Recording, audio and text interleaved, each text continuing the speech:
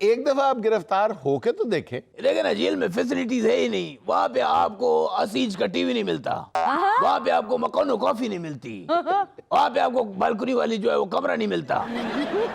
अच्छा मुकील, आप हमारे प्रोग्राम में आए तो कोई ताज़ा कलाम होना चाहिए। हंसी खुशी खिले थे, सोगवार कैसे हो गए। ये फूल बारिशों में दागदार कैसे। मैं क्या गल सुनो, ट्रैक्टर से गारा तो नहीं लगा, गुड़ लगा। हाँ हाँ, ट्रालियों की ट्रालियां गुड़ निकलता था। ट्रैक्टर अजे भी गुड़ गुड़ करन दिया ट्रैक्टर का पेट खराब ही। बिस्मिल्लाहिर्रहमानिर्रहीम। अस्सलाम वालेकुम ख़वातीन और हज़रात, मैं हूं आपका जुनैद सलीम और आप देख रहे हैं देशबुक जुनैद के साथ। शो में मेरे साथ मौजूद हैं वहीद खान लाला, हमारी को होस्ट स्वाना सयाल। नाज़रीन, आज हमारे साथ मौजूद हैं जदीद उर्दू शायरी की तवाना और नौजवान आवाज़, जिनके अशार मुशायरों से सोशल मीडिया की दुनिया तक हर जगह गूंजते हैं। इंतहाई कम अरसे में मुनफरिद शनाख्त बनाने वाले उभरते हुए शायर मुकील बुखारी। लेकिन नाज़रीन, पहले आपको लिए चलते हैं साबिक वज़ीर आला केपी अली अमीन गंडापुर की तरफ। गंडापुर साहब, एक मरतबा फिर आपके वारंट गिरफ्तारी जारी हो गए। यार, एक दफा आप गिरफ्तार होके तो देखें। और जुनैद भाई, मैं कई बार गिरफ्तार हुआ हूँ, लेकिन आपको बता दूं ये कोई मजे की बात नहीं है। मजे की बात? वो गिरफ्तार होने का कह रहे, कोई कागान नारान जाने की बात नहीं हो। नहीं, आप सुहाना बीबी देखे, आपको नहीं पता। आप बिल्कुल इससे ना बलद हैं। लेकिन ना जेल में फैसिलिटीज है ही नहीं। वहाँ पे आपको असीज का टीवी नहीं मिलता, वहाँ पे आपको मकानो कॉफी नहीं मिलती, वहाँ पे आपको बालकनी वाली जो है वो कमरा नहीं मिलता, और तो और वहाँ पे स्विमिंग पूल नहीं मिलता। और मुझे तो आदत है, मैं तैराक हूँ, सबसे बड़ा तैराक हूँ। लोग तैराक होते हैं, मैं तो शनावर हूँ। हॉर्स राइडिंग वहाँ में नहीं कर सकता, घोड़ों का मुझे रेसिंग का शौक है। स्विमिंग पूल में नहाता मैं इतना हूँ, सुबह नहाऊं, दिन रहूं, नहा रहा हूँ। यकीन जानो, बतख बोलती है तो हमसे तेज है। अच्छा। और सबसे बड़ा मसला जेल में, वहाँ पे हर डील आपको मिल जाती है, लेकिन केएफसी की डील नहीं मिलती। तो ये बातें करके हमें ना बताएं अब क्या डर लगता है गिरफ्तारियां। देख ली, बहुत देखी है हमने, तो गिरफ्तारी से डरता नहीं हूँ मैं। हैं? अब वाकई गिरफ्तारी से नहीं डरते? हाँ, मैं बिल्कुल गिरफ्तारी से नहीं डरता, बस जेल और हवाला से डरता हूँ। तो फिर गिरफ्तार करके आपको 7 स्टार होटल में रखना है। यार, मेरी तो ख्वाहिश है, अगर देखो मुझे नजर बंद कर लो, वैसे भी तो मैं नजर नहीं आ रहा, फायदा क्या है ऐसे नजर आने का। अच्छा चले, छोड़े सियासत को। यार, सियासत तो छोड़ दी है मैंने।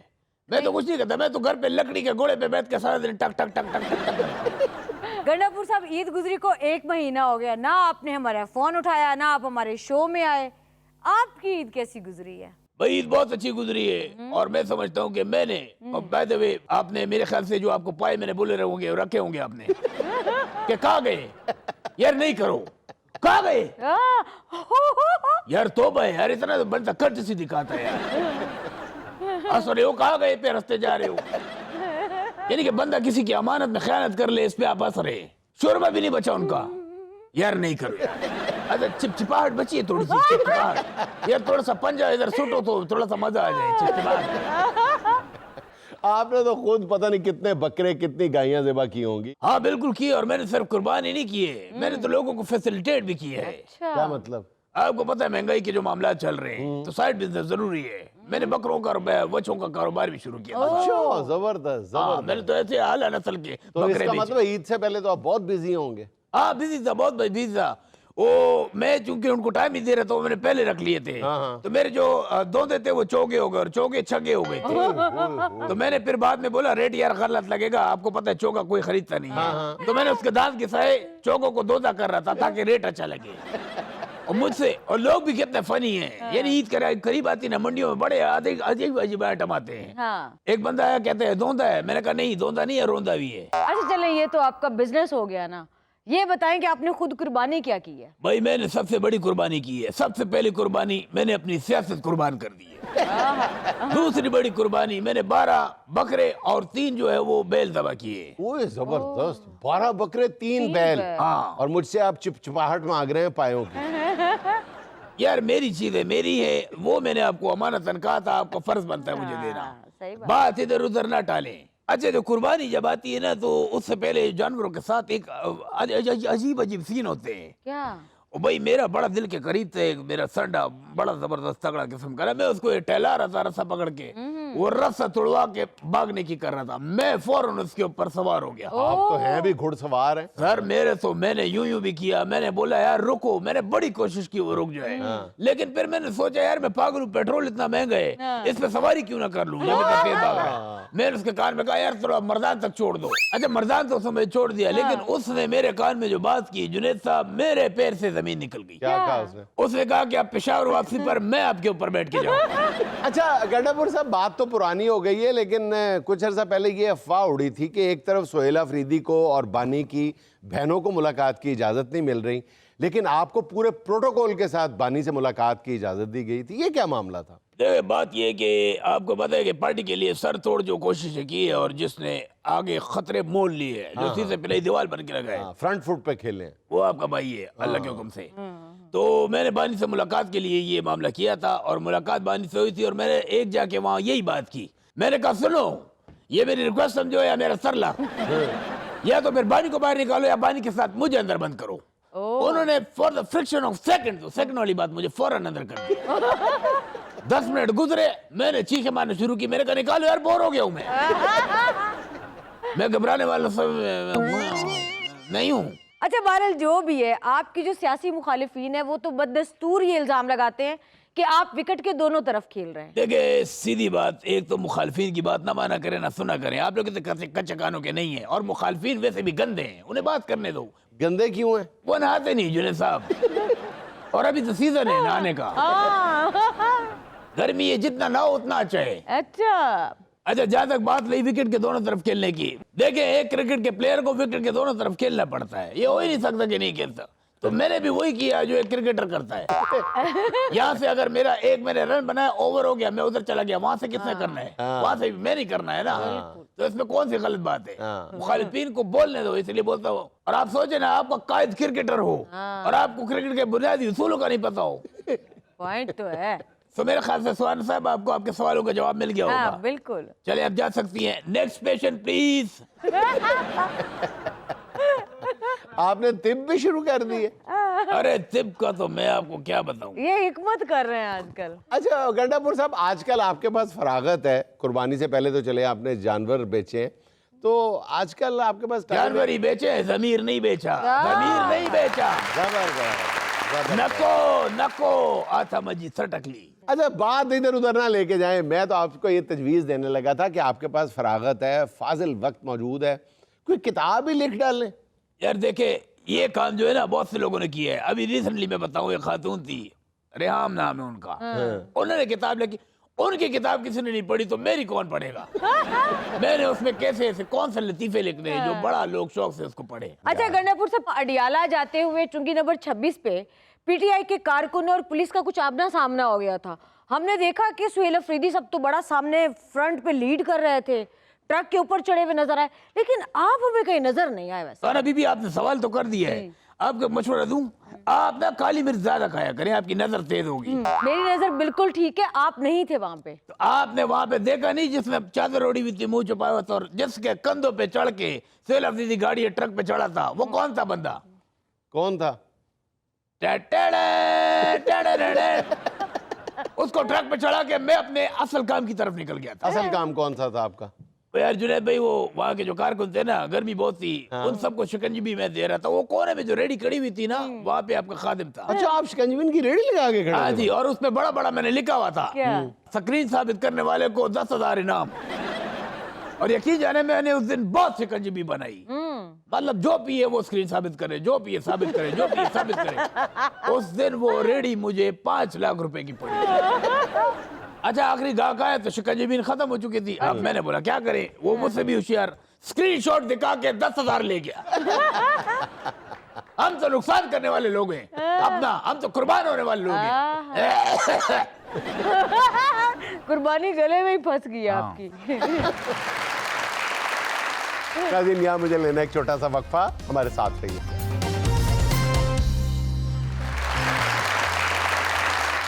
अच्छा मुकील भाई, ये बताएं कि हर इंसान के अंदर जो है वो एक शायर छुपा होता है, बाज़ में वो बाहर आ जाता है और बाज़ अंदर ही दम तोड़ जाते हैं शायर।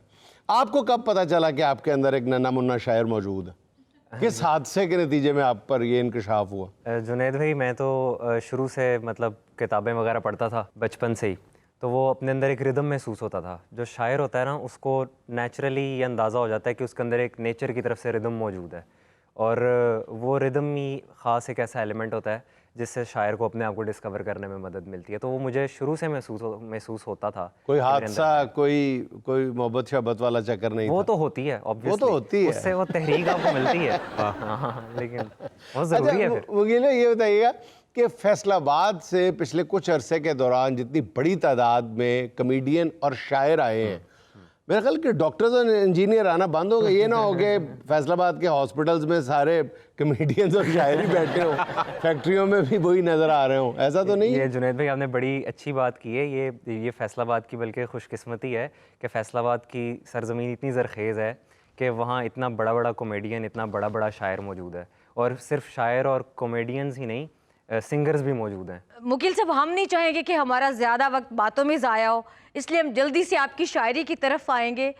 वो बात जो अंदर से खा गई थी मुझे, इसके पीछे फीलिंग्स क्या थी ये भी बता दें कि वो क्या बात थी, क्या फीलिंग्स थी, और ज़रा फीलिंग्स भी बताएं और कलाम भी इनायत पहले तो फरमाएं। मैं शेर सुना देता हूँ। सभी को लगता है पागल बना गई थी मुझे, हाँ।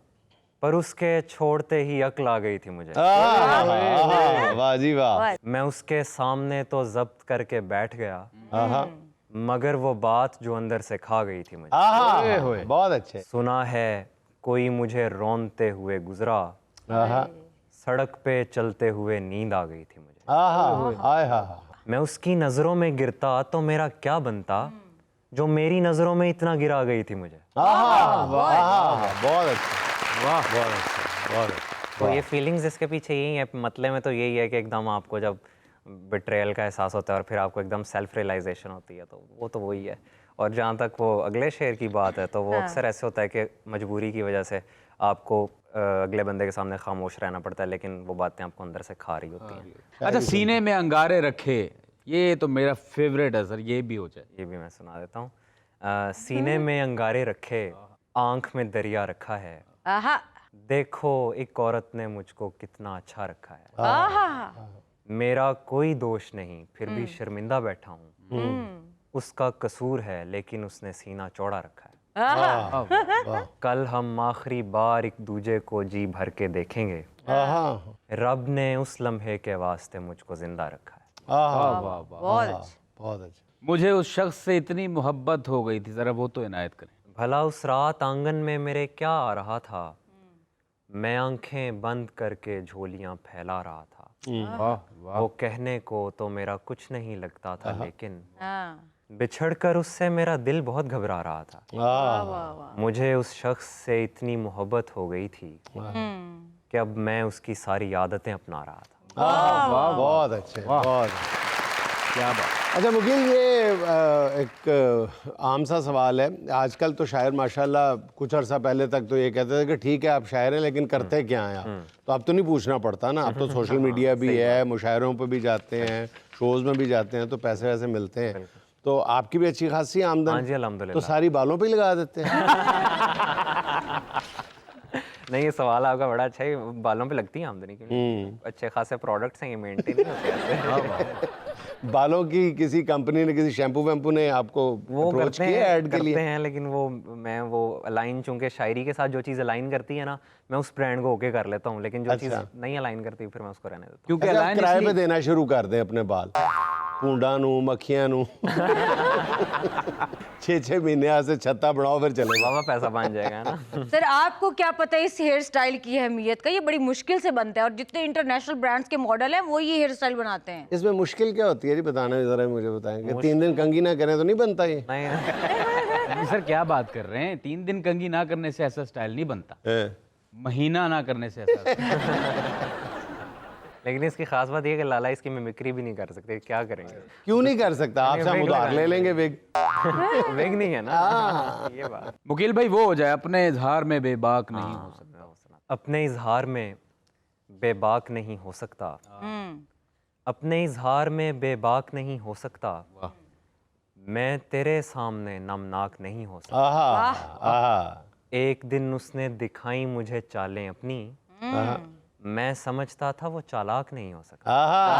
बहुत अच्छी। ऐसा बंदा भला क्या लेगा मोहब्बत का मजा, आहा, जिसका महबूब गजबनाक नहीं हो सकता। अच्छा वकील भाई ये बताएं कि आप गालिबन 2019 से ज़्यादा मुतहर्रिक हैं कंटेंट राइटिंग में भी, शायरी में भी।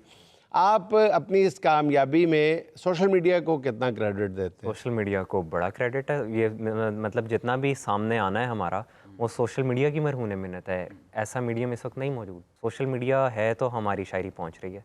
मतलब पहले होता था कि शेर पहुंचते थे लोगों तक, लेकिन वो एक प्रोसेस, स्लो प्रोसेस था। अच्छा आजकल के जो जदीद शोरा हैं उनकी शायरी सोशल मीडिया के भी ज़ेर असर है।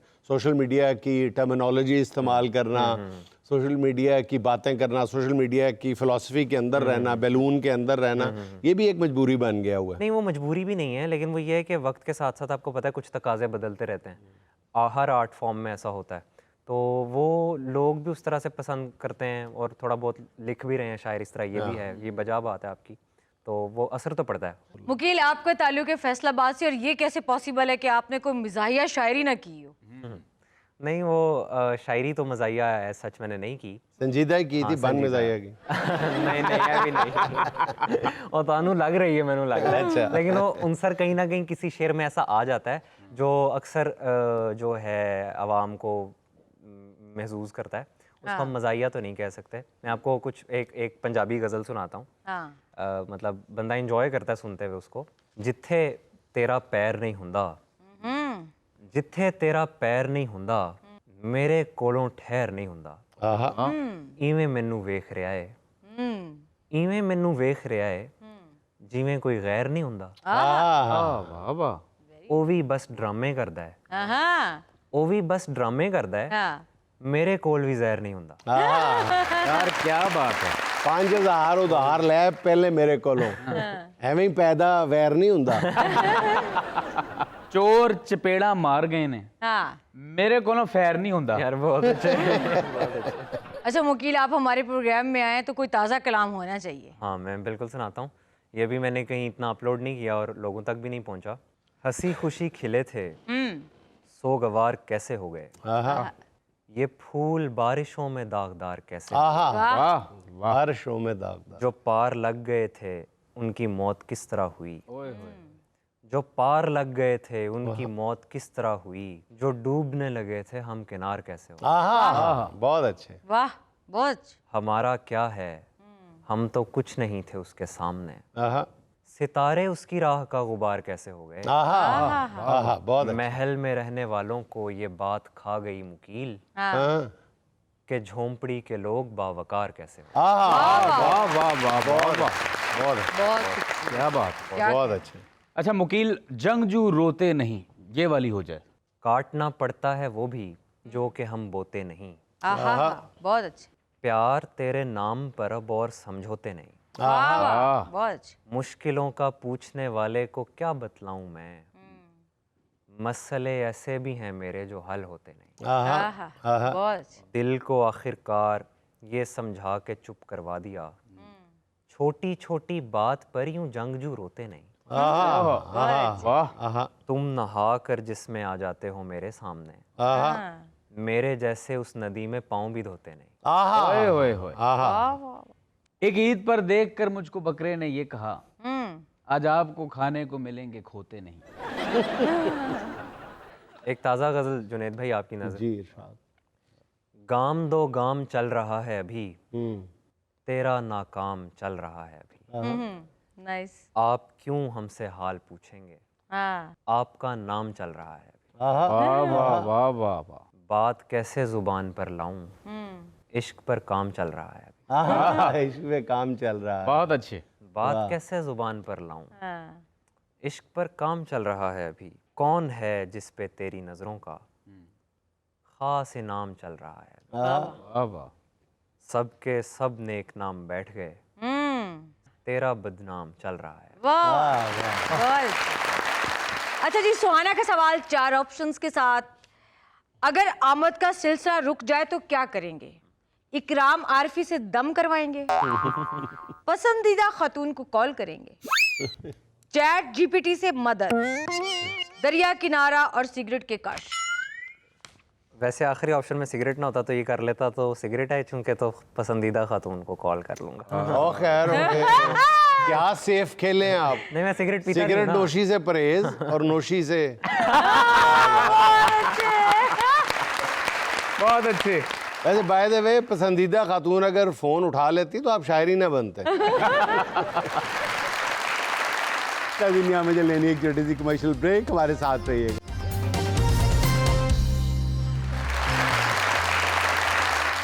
सर 6 घंटे लाइट गई हुई थी गर्मियों को, तो आपको पता है मैं चला गया छत पे, वहां पे पुरानी चारपाई पड़ी हुई थी, मुलाजिम की थी, वो उसने भी कभी इस्तेमाल नहीं की, वही पुरानी चारपाई मंजी मंजी कहते हैं। हाँ। सर बगैर तकिए बगैर बिस्तर के मैं उस पर लेटा हूँ सर, मुझे पता नहीं चला कब मेरी आंख लगी है। सुबह सूरज ने मुझे उठाया कि उठ भाई काम पे नहीं जाना, मिमिक्री तेरा बाप करेगा। फिर आप टाइम पे ऑफिस आ गए। आप प्लीज रोजाना चारपाई पे सोया। सर मैं करता हूँ, लेकिन मजा बड़ा आया है सर। बाकायदा मुझे लगा कि जैसे मेरी थेरेपी हो गई है। लाला जी, आप पैदा हुए शहरों में, ये चारपाइयाँ तो हमारे कल्चर का हिस्सा है।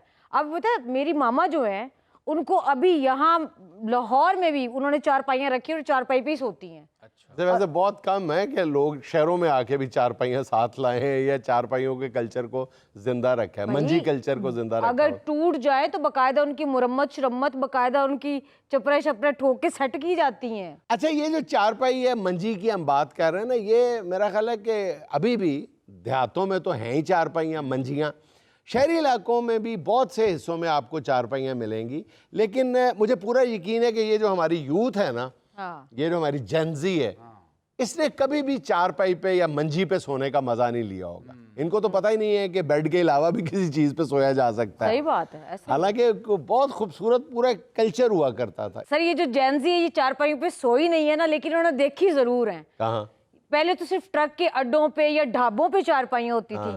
अब तो जो बड़े बड़े अच्छे रेस्टोरेंट्स हैं, पाकिस्तान के इस कल्चर को जिंदा रखने के लिए वहाँ पे चारपाइयाँ, रंगले मंजे सब रखा जाता है। बिल्कुल, बिल्कुल, और वहाँ बैठ के जितना ये लोग एंजॉय करते हैं, ये नहीं, ये मैं मानता हूँ, वाकई मेरे जहन से निकल गया कि जेनजी ने ये इन जगहों पे, रेस्टोरेंट्स पे या कल्चरल प्लेसेस पे मंजी या चारपाई ज़रूर देखी होगी, लेकिन इस जेनजी ने कभी अपने हाथों से उसकी दवाएं नहीं कसी होगी, कभी उसकी कान नहीं निकाली होगी, नहीं। कभी ढीली मंजी की चूल्हे नहीं ठोकी होंगी। सही कह रहे हैं आप, आई एग्री। बल्कि जेंजी को तो ये नाम भी नहीं पता होंगे जो आप ले रहे हैं। अच्छा सर, एक होती है सादा मंजी, एक होती है रंगली मंजी। अब रंगली जो मंजी होती है, उसके जो पाए होते हैं वो बड़े कलरफुल पेंट किए होते हैं, जैसे ट्रक पेंट किए होते हैं। हाँ, बिल्कुल। और जो वो चारपाई का अंदर वाला हिस्सा होता है, बुनाई की होती है, उसको भी बड़े मल्टी कलर धागों से, दस्तकारी की तरह। हाँ, जैसे स्वेटर के अंदर डिजाइन होते हैं, ऐसे चारपाइयों की वो बुनाई के अंदर डिजाइन होते हैं। जिस रंगली मंजी या रंगीन चारपाई का आप जिक्र कर रहे हो ना, ये आम तौर पे घर के दामाद को दी जाती थी, या पुप्पा को या खालू को, बिल्कुल। जिन्होंने फटा डाल देना होता था कि लै मैनू सादा मंजी दे स्वाद था। और वो भी उस दामाद को, उस खालू को, उस पुप्पा को जिसके घर के साथ अच्छे ताल्लुकात हैं। अगर अच्छे ताल्लुकात नहीं है तो फिर सेन की नुक्कड़ में उसको झिलंगा चारपाई भी मुश्किल से मिलती थी। झिलंगा चारपाई क्या होती थी? जो बिल्कुल लूज हो चुकी होती थी, वो बिल्कुल जमीन पे लग रही होती थी। सर वैसे चारपाई कसना एक आर्ट होता था। अच्छा, ये जिम्मेदारी कसने की जो घर में सबसे ताकतवर और मजबूत होता था, उसका काम होता था। वेला अगर यही मेयार था ना, तो फिर तेरे हिस्से में तो कभी पीढ़ी भी कसने के लिए नहीं आई। मुझे चारपाई ही दी गई है। अच्छा, जो पीढ़ी होती थी वो भी मिनी चारपाई होती थी। हाँ, एक तरह से। अच्छा सर, ये जो आज आप चारपाइयों के मामले में चैट जीपीटी बने हुए हैं, आप मुझे इस बात का जवाब दें कि चारपाई के जो लंबे डंडे होते थे, उनका नाम क्या होता था? और जिस साइड पे सर करके सोते थे ये टांगे, उन डंडों का, छोटों का क्या नाम होता जो लंबे डंडे होते थे उनको बाइयां कहते थे। वाह, वाह, वाह। एक मिनट और में जो चैट सर और पाँव की तरह जो छोटे डंडे होते थे उनको सेरू कहते थे। होमदास। अच्छा चले, अब मैं आपसे पूछता हूँ कि ये जो बान होता था चारपाइयों का, जिससे चारपाइयाँ बुनी जाती थी, जो बेस होती थी चारपाइयों की असल में, वो किस चीज से बनी होती थी? सर मैंने जो अपने गांव में देखी है वो मैंने देखी है नायलॉन की देखी है, नायलॉन तो बहुत बाद में आया। सूतर की देखी है, उसके अलावा मैंने खजूर के पत्तों की देखी है, और बान की देखी है। नहीं, बान तो उसको कहते थे ना। बान किस चीज से बना होता? सबसे ज्यादा जो चारपाइयां थी मूंज। वो मूंज की। मूंज की चारपाई, ये सबसे ज्यादा कॉमन थी पंजाब में। केपी में खजूर के पत्तों का बान इस्तेमाल किया जाता था। सर ये मूंज क्या है? मूंज एक घास की किस्म होती थी जिसको एक खास प्रोसेस से गुजार कर तो बान की शक्ल दी जाती थी। असल में तो उसकी उनाई जो है वो आर्ट होती वो थी। आर्ट होता था। वो जो है ना, फिर बाद में ये नवार वाला पलंग आ गया। अब वो नवार वाला पलंग भी गायब हो गया, अब मैट्रेसेस आ गए। सर अगर शहरों में ये चारपाइयों का कल्चर जिंदा रहता ना तो आज हमें डिजाइनर्स मंजे मिलते, HSY के, नोमिन सारी के मंजे, मारिया बी के मंजे। अच्छा, ये जो मंजी या चारपाई कल्चर है ना, इसमें जो चीज़ आबना हुर्मत साबित होती ना, सबसे बड़ी रुकावट होती थी, वो भला क्या थी? क्या? मंजी को या चारपाई को कान पड़ जाना। हाँ वो टेढ़ी हो जाती थी, उसका एक पाया जो है वो जमीन से उठ जाता था। फिर आप जो मर्जी कर लें, वो जमीन पर लगने का नाम नहीं लेता। वो इसी सूरत में आसानी पैदा हो जाती थी जब बंदे के कोई 7-8 बच्चे होते थे, 3 इधर बिठाओ, 3 इधर बिठाओ, 2 इधर, 5 इधर।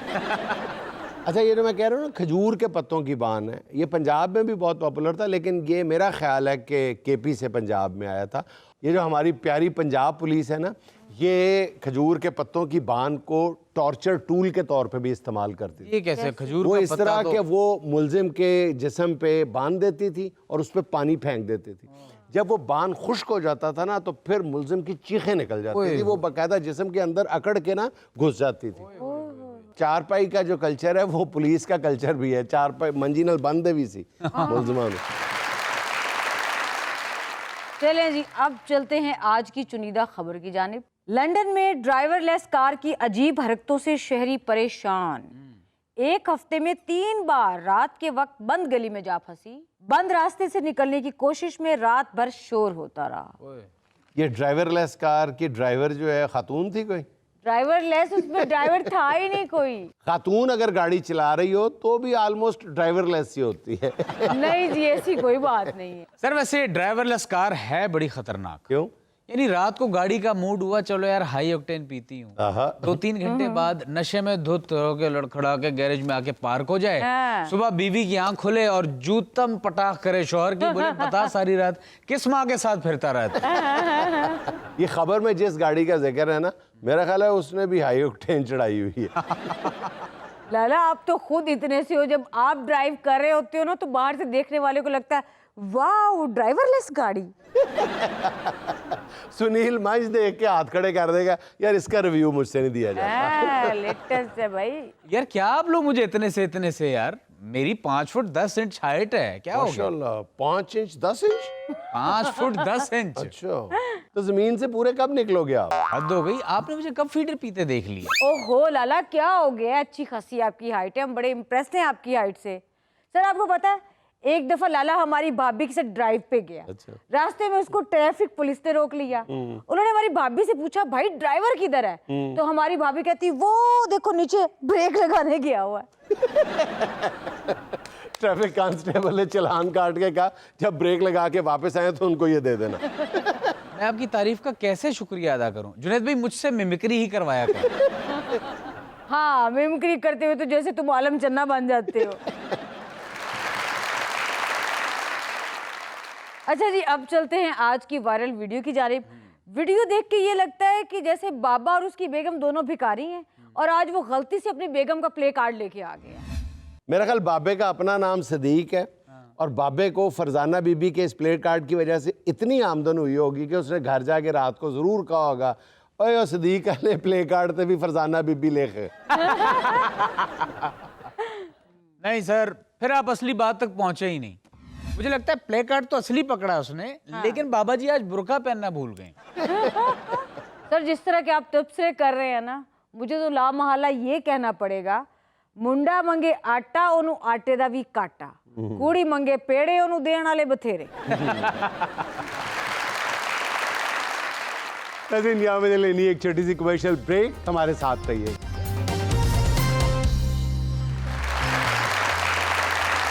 नाज़रीन, आपने ये मुहावरा तो सुना ही होगा, लालच बुरी बला है। इस मुहावरे की अमली तस्वीर आपको दिखाते हैं आज के स्किट में। कौन भाभी इतना चलो चलाई चलो जा चलो रही? आओ तो सही थोड़ा सा आगे। थक गई हूँ मैं चल के। हाय मेरी बचपन की यादों का मरकज आ गया। अरे देखो तो सही, ये देखिए हमारे पुरखों की जमीनें हैं सारी। ये आपके पुरखों की जमीन है?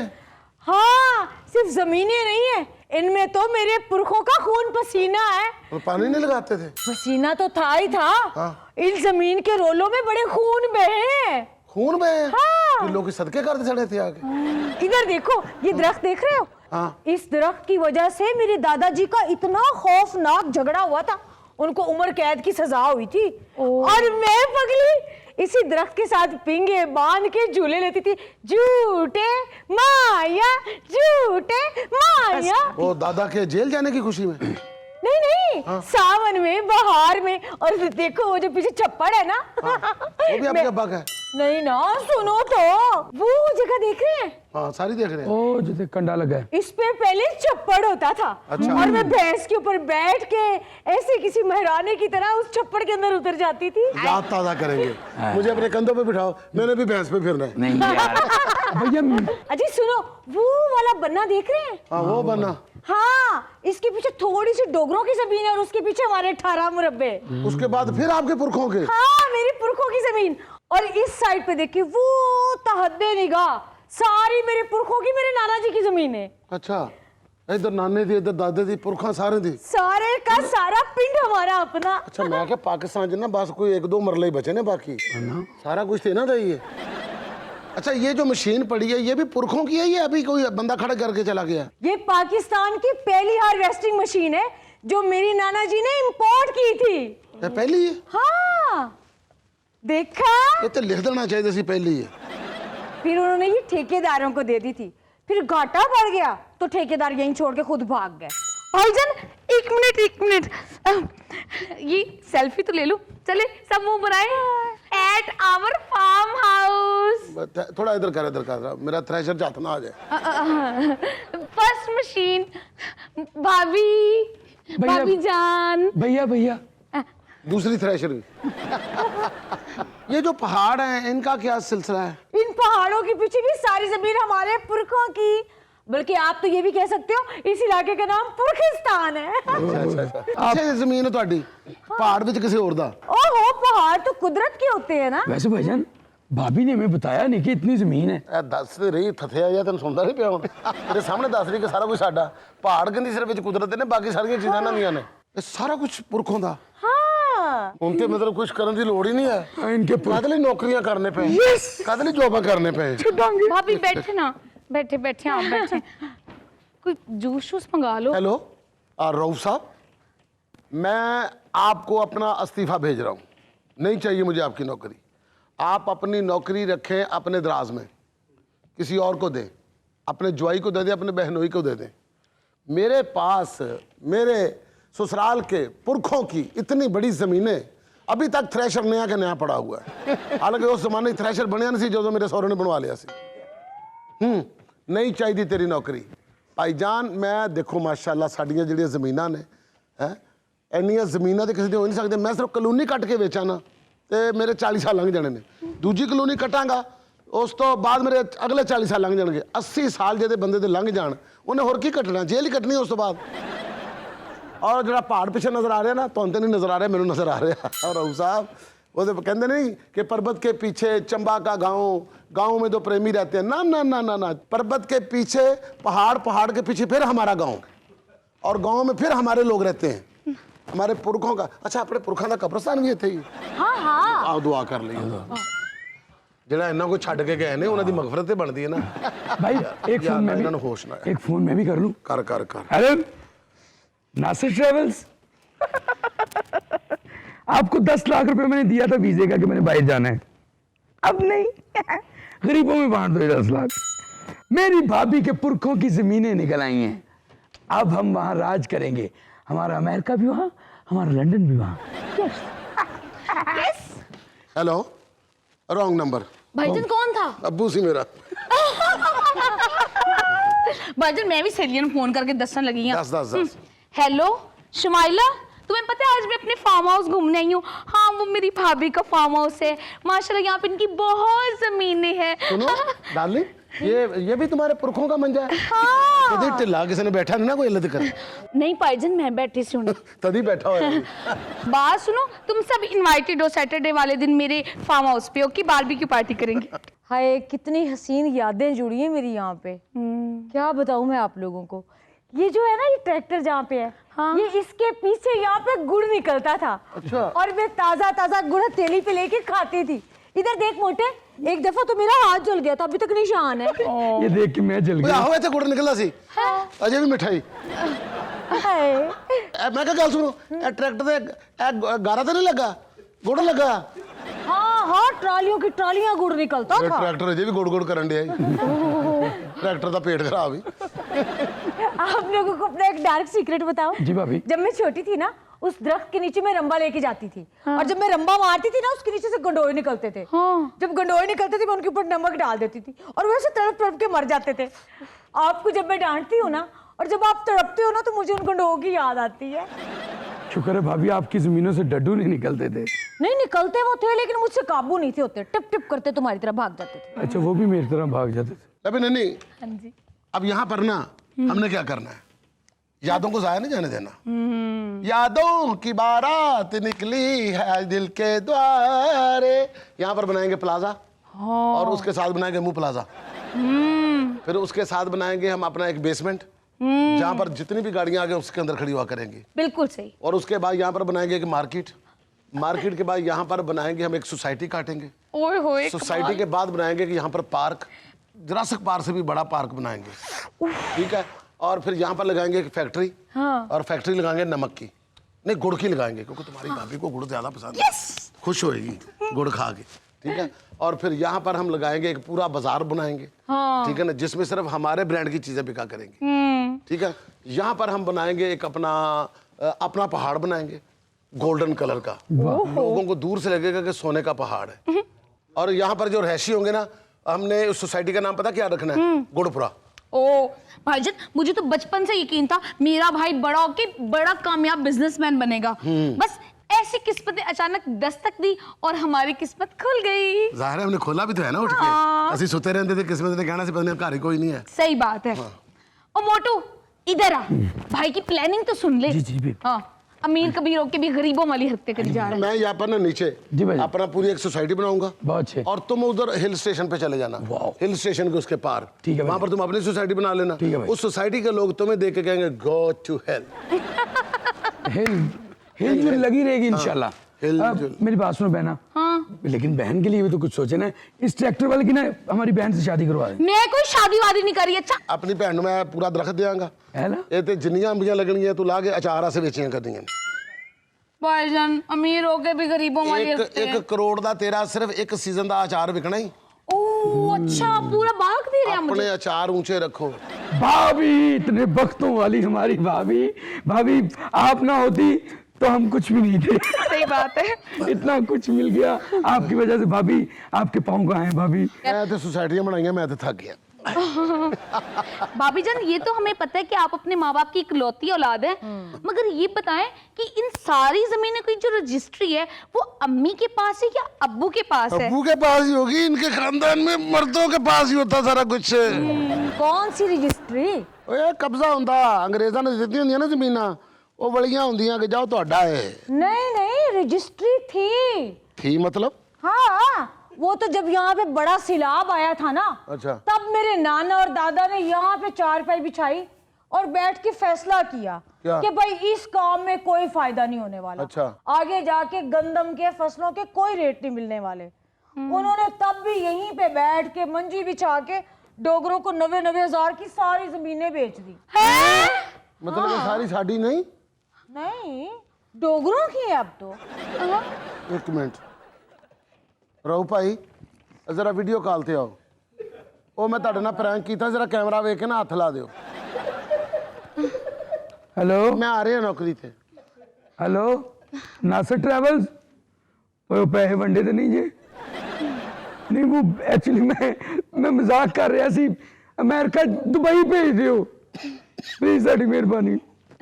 Hello friends group. ਰਊਫ ਨੇ ਮੈਨੂੰ ਨੌਕਰੀ ਤੋਂ ਕੱਢ ਦਿੱਤਾ, ਬਹੁਤ ਵੱਡੀ ਗਾਲ ਦਾ ਮੈਸੇਜ ਕੀਤਾ ਉਹਨੇ। पान केड़ी गाल कड्डी है? ਪੁੱਤਰ ਸੁਣਾਉਣ ਵਾਲੀ ਨਹੀਂ, ਪੜਨ ਵਾਲੀ ਹੈ। अल्लाह ਵੇ ਔਂਤਰਿਓ ਮੈਨੂੰ ਤੇ ਨਾਲ ਲੈ ਜਾਓ। नाज़रीन, ये था आज का देश बुक। और चलते चलते आज की छोटी सी हिकमत भरी बात ये कि दुनिया दो धारी तलवार है। यहाँ हज़ारों अच्छाइयों की कोई रसीद नहीं होती, मगर एक गलती का पूरा हिसाब रखा जाता। नाज़रीन, खुश रहें, खुश रखें। आपसे मुलाकात होगी इंशाल्लाह कल। अल्लाह।